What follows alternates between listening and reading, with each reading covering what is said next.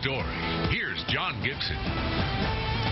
Hi, everybody. Let go of the Legos. One school has already banned the colorful building blocks, claiming they teach kids a dangerous lesson. What is that dangerous lesson, and should you keep those away from your kids, too? Big outrage. We've heard of all kinds of bans in schools, bans on certain clothing, cell phones, even playing tag. But now one school has gone too far in its attempt to teach children what it thinks are important lessons. They are banning, get this, Legos. Big story correspondent Douglas Kennedy is here now with an explanation.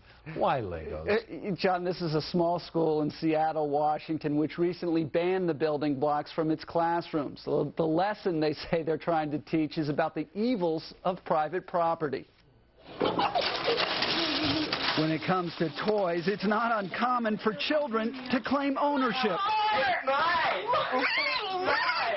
Most psychiatrists say it's a natural stage of child development. Not so at a so-called emerging curriculum school in Seattle, Washington. The Hilltop Children Center recently banned Legos after teachers say their students' behavior began to, quote, mirror a class-based capitalist society. A society that we teachers believe to be unjust and oppressive. How ridiculous is this?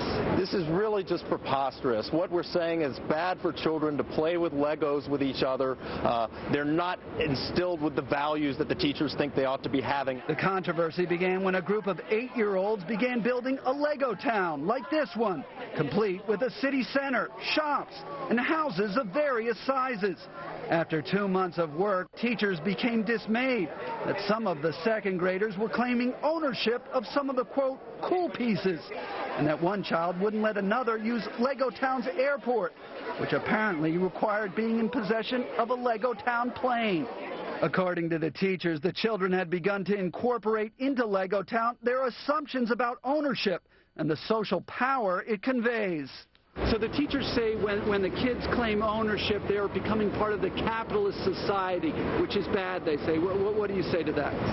Well, the teachers really here have the explicit intent of indoctrinating these children into common ownership and communist viewpoints. The school says the children have now learned an important lesson, namely that collectivity is a good thing.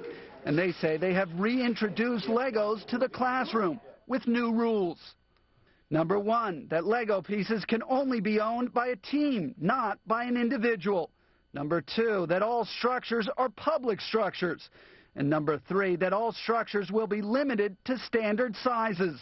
So they're going to limit the size of the structures. Are they also limiting the size of these kids' imaginations? I think so. Really what we're talking about here is trying to teach these children that everyone should live in the same sized home, the same format. We're talking about Soviet-era public housing, central planning. That's what they're trying to indoctrinate these kids in. It's something American parents need to really be thinking about.